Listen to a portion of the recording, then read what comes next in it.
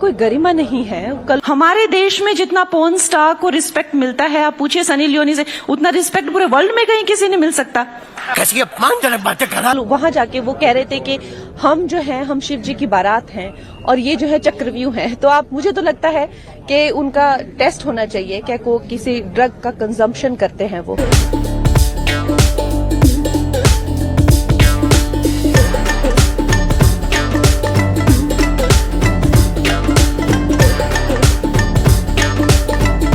नंगानाच कितनी बार समझाया तुम लोगों को? हाँ? देश की पूरी संस्कृति भ्रष्ट कर दी है। बात से आपको नहीं लगता कि किसी इंसान का जो है वो ड्रग टेस्ट होना चाहिए जो इस तरह की बात करता है? मुझे तो लगता है होना चाहिए।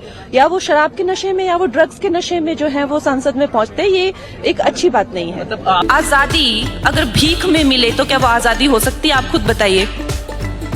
ये कौन से नशे हैं?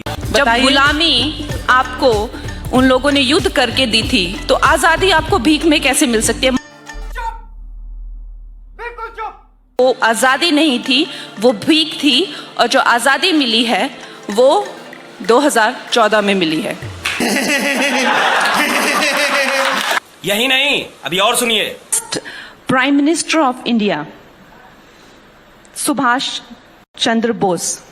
कब हो गया ये? कब हुआ कब? आप, मैं कह रही हूँ कि जब कोई इंसान ऐसे बात करते हैं कि जो ये जो कंपटीशन है ये शिव जी की बारात और चक्रव्यूह के बीच में है, आपको लगता है कि कोई इंसान अपने होशो हवास में ऐसी बात कर सकता है? मुझे नहीं लगता कोई।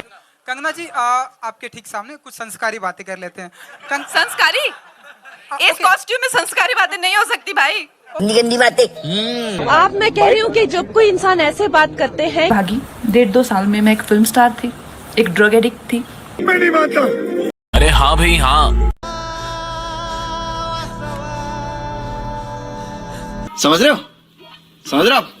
समझ रहे हो ना?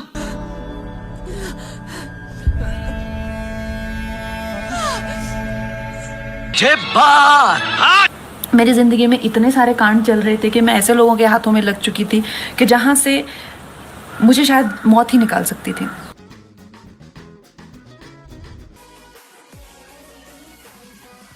ये सब इतना सब डेंजर हो चुका था मेरी लाइफ में जब मैं टीनेजर ही थी अभी।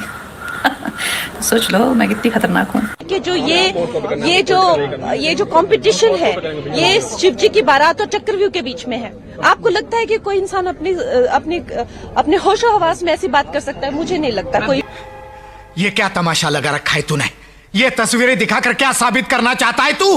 क्या साबित करना चाहता है तू? मगर आसमान में थूकने वाले को शायद ये पता नहीं है कि पलट के थूक उन्हीं के चेहरे पर गिरेगा।